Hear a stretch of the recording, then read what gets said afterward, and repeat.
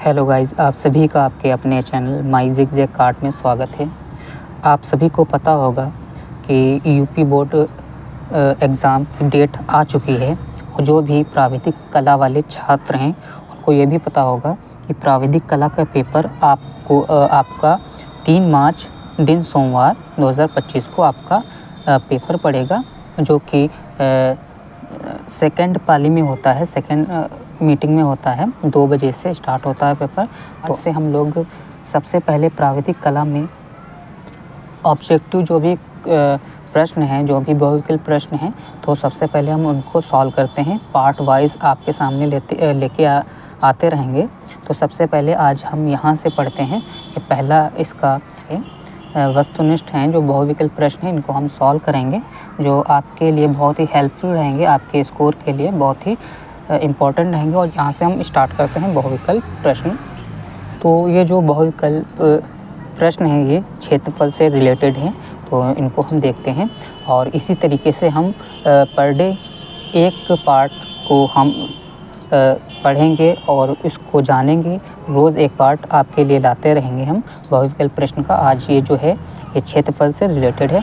तो इसका इसका जो प्रश्न है, एक आकृति के बराबर दूसरी आकृति बनाने का अर्थ है दूसरी आकृति को क्षेत्रफल में क्या करना है।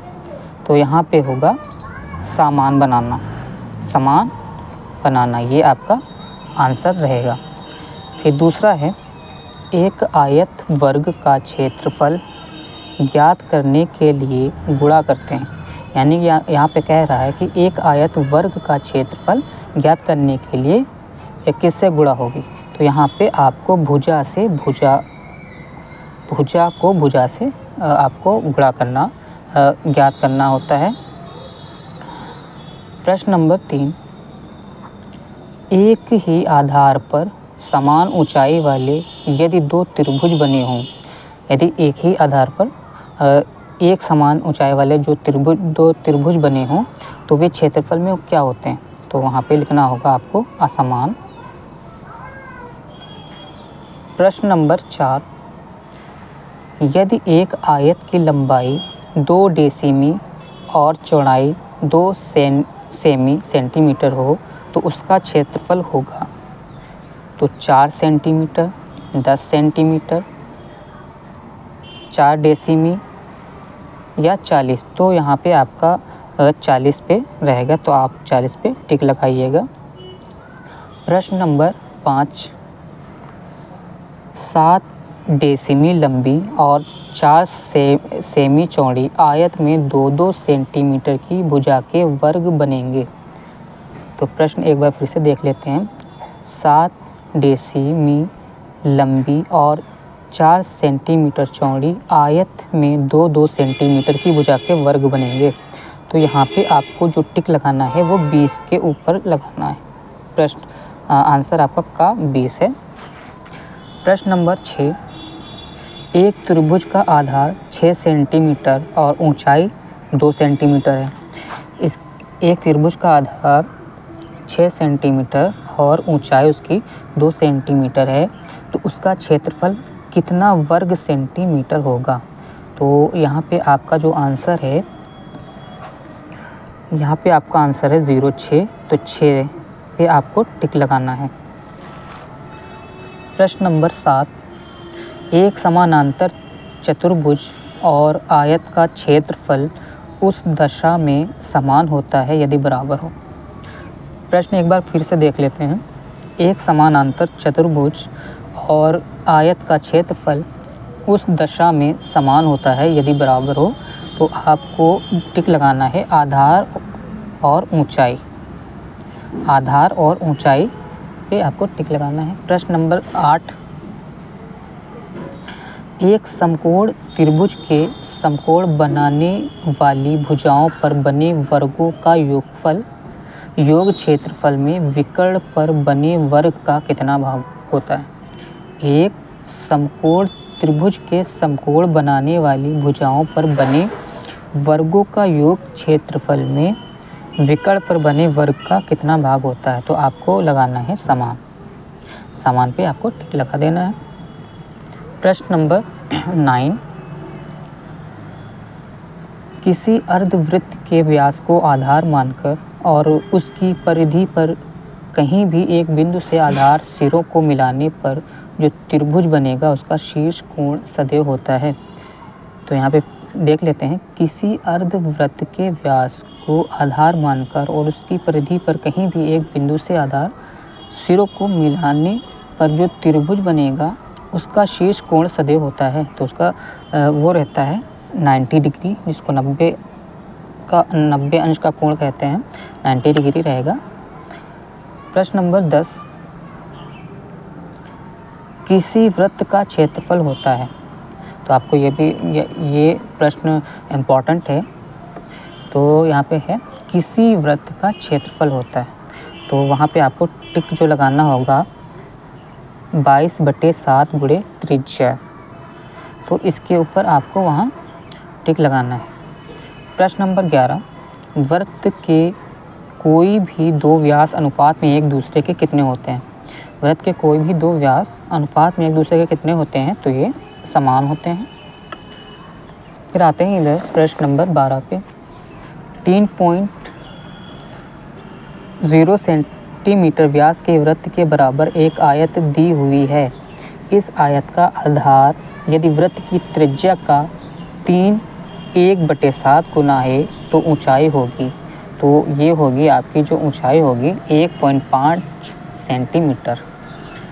प्रश्न नंबर 13, 6 समबाहु त्रिभुजों के द्वारा एक समषटभुज के 6 बराबर भाग करने पर प्रत्येक त्रिभुज का शीर्ष कोण होगा। तो आपका जो आंसर रहेगा वो रहेगा 60 डिग्री। प्रश्न नंबर 14, किसी आयत के बराबर एक वर्ग बनाने के लिए आयत की लंबी तथा छोटी भुजा का कौन सा अनुपात ज्ञात करते हैं। किसी आयत के बराबर एक वर्ग बनाने के लिए आयत की लंबी तथा छोटी भुजा का कौन सा अनुपात ज्ञात करते हैं। तो आपको मध्य अनुपात, जो बीच का अनुपात होता है, उसको ज्ञात करना होता है। प्रश्न नंबर 15, दो वृत्तों के क्षेत्रफल के अंतर के बराबर एक वृत्त बनाने के लिए कौन से त्रिभुज का उपयोग किया जाता है।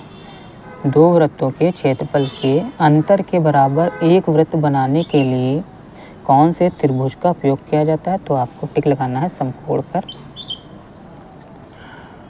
प्रश्न नंबर 16, किसी दीर्घ वृत्त के बराबर वृत्त बनाने के लिए दोनों आधे आधे अक्षों का कौन सा अनुपात ज्ञात करते हैं जो कि अभीष्ट वृत्त की त्रिज्या के समान हो। तो आपको वहाँ पे लगाना है मध्य अनुपात पे टिक। यहाँ पे आप इस तरीके से वहाँ टिक लगाइएगा और इसको आप ज़रूर नोट डाउन कर लें। प्रश्न नंबर 17, समान अर्धवृत्तों द्वारा वृत्त के 6 समभाग करने के लिए उपयोग किया जाता है। समान अर्धवृत्तों द्वारा वृत्त के 6 समभाग करने के लिए उपयोग किया जाता है। तो वृत्त की त्रिज्या पे टिक लगाना होगा आपको। प्रश्न नंबर 18, विकर्ण के समांतर रेखाएं खींचकर एक समांतर चतुर्भुज के यदि 6 समभाग किए गए हों तो 4 आकृतियां समलंब चतुर्भुज बनती हैं। शेष 2 आकृतियां क्या बनती हैं। यहाँ पे प्रश्न है, विकर्ण के समांतर रेखाएं खींचकर एक समांतर चतुर्भुज के यदि 6 समभाग किए गए हों तो 4 आकृतियां समलंब चतुर्भुज बनती हैं। शेष 2 आकृतियां क्या बनती हैं। तो आपको लगाना होगा त्रिभुज बन जाती हैं। प्रश्न नंबर 19 किसी आयत के बराबर समचतुर्भुज बनाने पर यदि समचतुर्भुज का लंबा विकर्ण आयत के आधार का 2 गुना है तो उसका छोटा विकर्ण आयत की ऊंचाई का कौन सा भाग होगा। तो आपको लगाना है समान। प्रश्न नंबर 20, किसी समबाहु त्रिभुज का बाह्य कोण होता है? ये बहुत ही इम्पोर्टेंट ये प्रश्न है। किसी समबाहु त्रिभुज का बाह्य कोण होता है? तो इसका जो कोण होता है, समबाहु त्रिभुज का बाह्य कोण 120 डिग्री होता है। प्रश्न नंबर 21, किसी समपंचभुज का अंतः कोण होता है? यह भी इम्पोर्टेंट है। किसी समपंचभुज का अंतः कोण होता है, तो ये होता है 108 अंश। प्रश्न नंबर 22, एक त्रिभुज का क्षेत्रफल उसके आधार और ऊंचाई के गुणनफल का कितना भाग होता है? एक त्रिभुज का क्षेत्रफल उसके आधार और ऊंचाई के गुणनफल का कितना भाग होता है? तो आपको लगाना होगा आधा, आधा होता है। फिर प्रश्न नंबर 23 आता है यहाँ पे, किसी आयत के बराबर त्रिभुज बनाते समय, किसी आयत के बराबर त्रिभुज बनाते समय यदि त्रिभुज का आधार आयत के आधार के बराबर रखा गया है तो उसकी ऊंचाई से कितना गुना होगा? तो आपका आंसर रहेगा 2 गुना। फिर प्रश्न नंबर 24, यहाँ पे प्रश्न नंबर 24 है, समान क्षेत्रफल के 2 त्रिभुजों में से यदि एक त्रिभुज का आधार दूसरे से बड़ा है तो उसकी ऊंचाई उसी अनुपात में है। समान क्षेत्रफल के 2 त्रिभुजों में से यदि एक त्रिभुज का आधार दूसरे से बड़ा है तो उसकी ऊंचाई उसी अनुपात में है, तो घट जाती है। ये आपको लगाना है।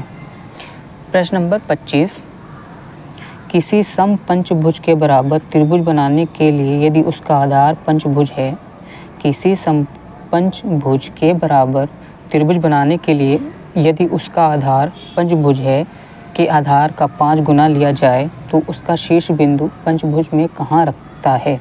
तो आपका आंसर रहेगा केंद्र पर। तो इस तरीके से आप लोगों के ये वस्तुनिष्ठ जो प्रश्न हैं वो मैंने यहाँ पे बता दिया है, जो कि क्षेत्रफल से रिलेटेड थे। ये पहला पार्ट है आपका, और इसके बाद हम नेक्स्ट जो पार्ट आएंगे वो रहेगा दीर्घवृत्त परवलय तथा अतिपरवलय से बहुविकल्प प्रश्न हैं रहेंगे इसमें, और फिर उसके बाद हम लाएंगे ठोस ज्यामिति के ऊपर बहुविकल्प प्रश्न, जो सभी आपके लिए इम्पोर्टेंट है, ज़्यादा से ज़्यादा जो आपका स्कोर अच्छा बना सकता है। तो इसी तरीके से आप पढ़ते रहिए, और अगर मेरे चैनल को सब्सक्राइब नहीं किया है तो सब्सक्राइब ज़रूर कर लें। और भी जो मैंने सममित चित्र से रिलेटेड और भी वीडियो बनाए हैं और प्राविधिक कला से रिलेटेड जो भी मैंने वीडियो बनाए हैं, तो उनको आप मेरे प्ले लिस्ट में जाकर उन वीडियो को देख सकते हैं। और अगर आप नए हैं तो मेरे चैनल को सब्सक्राइब ज़रूर करें।